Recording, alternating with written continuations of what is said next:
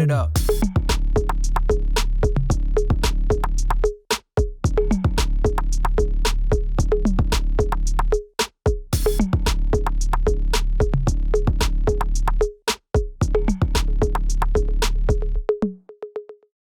Hey everyone, salut! Today I'm going to do something a little bit different. We're going to continue covering Call My Agent here, episode 4 of season 1, and do the breakdown that we usually do together. However, this time around I'm going to change it up. I'm trying to switch to more French on this channel. I know I've been doing those breakdowns in English most of the time, but I kind of want to give you a challenge. So today I'm going to speak in French doing that breakdown. Of course, I'm going to translate the words in English, but I thought it would be interesting to have more of a challenge for you guys. If you need the subtitles, they are available on YouTube. I have both French and English subtitles on this video, so feel free to turn them on directly on YouTube. You can also use the extension Language Learning with YouTube, the same way I use the extension Language Learning with Netflix, which is in the description below if you want to have both the French and English subtitles at the same time, which can be helpful. Also, let me know in the comments if it's something that's super helpful to you or not, if you want me to continue covering videos like these in French directly, or if you think that English might be more helpful to you. I want some feedback. I'm interested to help you, so I want to give you what's helpful to you. Let's get to it. C'est parti. Ses dents. Vous savez qu'il paraît que ça fait horriblement mal. Bon, nous, évidemment, on a oublié. Et eux, je peux vous dire qu'ils morflent, hein. Alors, morfler, ça veut dire souffrir. Ou en anglais, to suffer. C'est un mot d'argot. Mathias, merci encore de venir avec moi. Je vous en prie. Jaron m'aime bien, il me refuse rien. Tant mieux. Tant mieux, c'est très difficile à traduire, mais j'aime bien ici. Good. Tant mieux. Si je devais essayer de traduire en anglais d'une autre manière, je pourrais dire It's for the best. Oui, mais alors, vous remarquerez que moi, au moins, je paye mes impôts en France, hein. Alors ici, c'est intéressant parce que le mot payer, c'est impôts. En France, on utilise le mot impôt. On n'utilise pas le mot taxe. Donc ça, c'est très intéressant à savoir. Et j'allais pas courir après les zombies alors que j'avais encore les points de suture de mon épisiotomie, ça va. Oh oui, toi aussi, t'en as marre. En avoir marre, très très bonne chose à savoir. En avoir marre, c'est une expression pour dire I'm fed up. Ah, j'en peux plus, j'en ai marre. J'en ai marre, tu en as marre, il en a marre. Il faut utiliser en ici, d'accord? Madame Martel, oui, merci beaucoup. Super important de comprendre ce petit détail ici. En français, quand on dit la compta, par exemple, ça veut dire la comptabilité. En anglais, accounting. On a une habitude en français de couper des mots, de les raccourcir. D'accord? Donc comptabilité, c'est devenu compta. C'est plus facile à prononcer. C'est une habitude en argot. D'accord? Donc il y a beaucoup de mots comme ça où c'est important de savoir d'où ça vient. Compta, comptabilité. Ça, on verra quand elle sera en couverture de première. Oui. Rassure-moi, tu fais ça pour coucher avec elle au moins. Mathias, enfin, mais tu plaisantes jamais avec les clientes, mais... Ici, on a l'expression coucher avec quelqu'un. Attention, coucher, c'est pas réflexif, d'accord? Il y a une différence entre se coucher, qui veut dire to go to bed, et coucher avec quelqu'un, qui veut dire to sleep with someone. Et tu plaisantes? You're kidding, right? C'est un peu dans le sens how dare you? C'est pas un bon gros nom de casse-couille, ça, hein? Faut comprendre l'origine de ça. On a l'expression casser les couilles, qui veut dire to break one's balls. On l'a étudié déjà ensemble et c'est très fort en français. Mais on peut aussi transformer ça en une sorte d'adjectif. D'accord? Ou une sorte de nom aussi. Donc casse-couille, ça veut dire ball breaker ou quelqu'un qui énerve, quelqu'un qui est pas sympa. Voilà. Tu crois qu'elle peut trouver quelque chose contre nous? Ils trouvent toujours quelque chose, ces gens-là. Casse-couille. Et voilà une autre version, casse-couille ici comme interjection. Ball breaker, what a ball breaker. C'est pour le placement de produit. Gros bisous. Alors je vais vous passer ma collaboratrice. Mais attends, tu viens de dire gros bisous à un talent là? Non. Alors ici, Camille a dit gros bisous à un client. En théorie, je suis d'accord avec Noémie, ça se fait pas. C'est pas quelque chose de commun, ou du moins c'est pas respectueux. Ce genre de choses, tu le fais uniquement avec des personnes que tu connais, avec lesquelles tu es confortable. Un client, en théorie, non, c'est trop relax. Mais non mais Marie-Sophie, tu peux pas me dire qu'elle est trop noire pour jouer la jeune flic, puis pas assez noire pour jouer la dealeuse, tu vois. Non. Un flic ou une flic, that's a cop.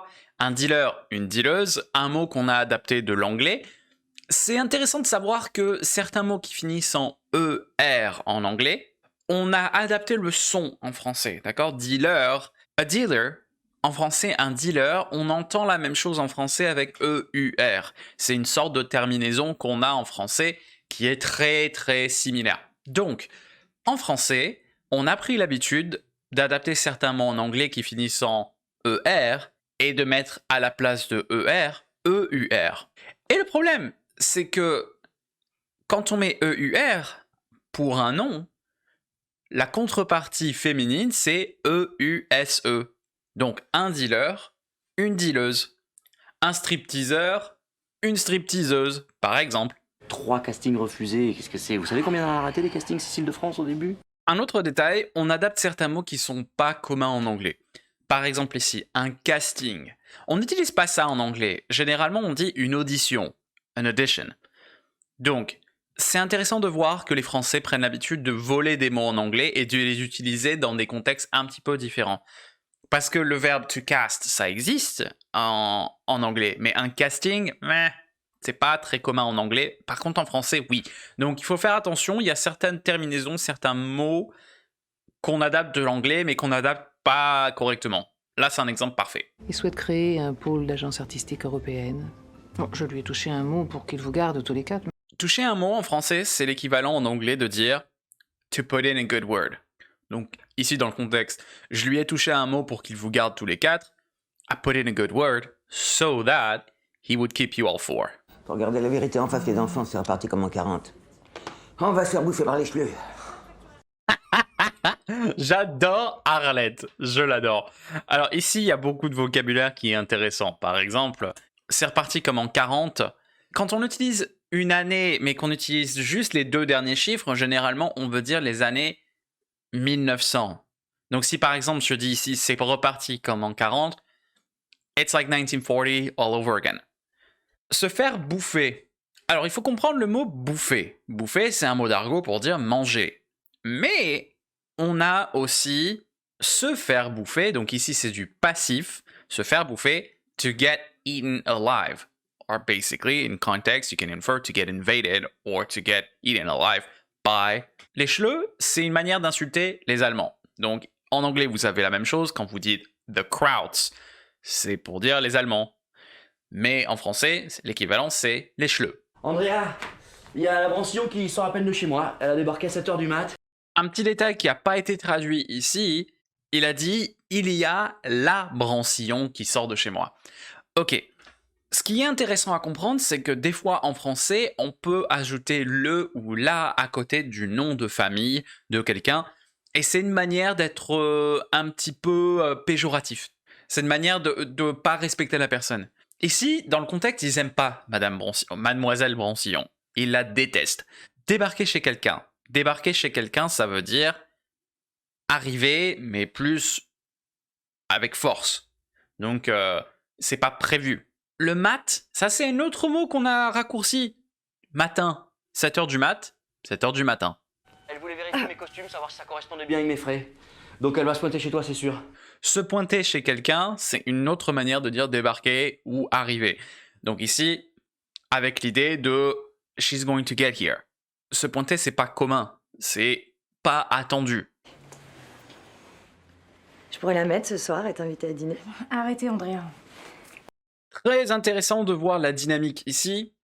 Andrea, elle utilise le tutoiement, donc la version tu, pour parler à Mademoiselle Brancillon. Et Mademoiselle Brancillon, elle, non, elle utilise vous. Alors ça c'est très intéressant parce que en français d'habitude, quand quelqu'un commence à utiliser tu, le réflexe c'est que l'autre personne aussi utilise tu. Sauf si la personne veut continuer d'avoir de la distance. Donc ici, c'est pas la même dynamique, on peut vraiment voir la différence. Si vous utilisez tu, mais qu'une personne continue d'utiliser vous, bah ça veut dire que la personne veut pas être proche de vous. Ou du moins, ici dans ce contexte un peu différent, mais ça veut dire que la personne n'est pas confortable avec tu. Et vous avez beaucoup de petites amies. Alors là, tu te trompes. Se tromper, ça veut dire to be mistaken or to be wrong. Eh mais change de psy de toute urgence, espèce de cinglé. Une cinglée, donc attention, il faut rajouter un E si c'est féminin. Une cinglée ici, A basket case, a head case, quelqu'un qui est fou, d'accord? Vous n'avez pas trouvé de nounou? Une nounou. Une nounou, c'est l'équivalent français pour dire a nanny or a sitter, a babysitter. Elle arrive devant l'usine nucléaire et paf, elle fait un... Paf, ça c'est une onomatopée qu'on utilise beaucoup en français. En anglais, l'équivalent ce serait bam. Ah, ça me plaît vachement. Ouais, merci. Ah, c'est vachement fort, hein. Vachement, c'est une manière en argot de dire vraiment. Donc si je dis vachement, c'est pour renforcer, d'accord? C'est une autre manière de le dire. Donc au lieu de dire c'est vraiment fort, je peux dire c'est vachement fort. Yeah, it's really strong. J'ai pas envie qu'ils refilent leur microbe à mon chien. Amène-toi, Jean Gabin. Alors, refiler quelque chose. Refiler, ça veut dire to give. C'est une manière en français d'être un peu plus cru. C'est un peu moins respectueux. Donc, les microbes ici, germs. Et amène-toi. Amène-toi, c'est une autre manière en argot de dire get over here. Amène-toi. Get your ass over here. Vite, fermez la porte à clé, il faut surtout pas qu'Augustin me voie. Je crois que quelqu'un a fait une erreur ici. C'est pas Augustin me voit, V-O-I-T. Après, peut-être je me trompe, mais je crois que c'est du subjonctif ici. Il faut surtout pas qu'Augustin le voit. Je crois que c'est ça, je crois que c'est du subjonctif. Enfin bref. Fermer la porte à clé, ça c'est intéressant. Parce que fermer ici, on a en anglais to lock something. En français, on n'a pas de verbe to lock. Donc ici, on a fermer, to close, with a key. Fermer la porte à clé. Donc ça veut dire to lock a door. Donc fermer la porte à clé, lock the door. Je fais un mec qui pète les plombs à cause d'un chagrin d'amour, donc je suis confiant. Ça, c'est la bonne expression pour finir. Péter les plombs. Péter les plombs, l'équivalent en anglais, c'est to blow a fuse, au singulier. En français, les plombs, on utilise ça au pluriel. Je pète les plombs, blowing a fuse. Bah voilà, du coup, voilà pour aujourd'hui. J'espère que ça vous a plu et j'espère que entendre un peu plus de français en argot, etc., ça vous aide. Donc, n'hésitez pas à me dire dans les commentaires si vous préférez que je fasse ces vidéos où j'analyse l'argot français avec vous en français directement, ou si vous préférez que je parle anglais pour que ça soit plus simple pour vous. Donc voilà, et aussi, je fais des streams tous les week-ends. Si vous avez envie de venir participer avec moi et de faire la conversation pour pratiquer sans pression, n'hésitez pas à me contacter directement sur Instagram, envoyez-moi un message et je serai ravi de vous aider à pratiquer ce week-end. Allez, ciao, à bientôt!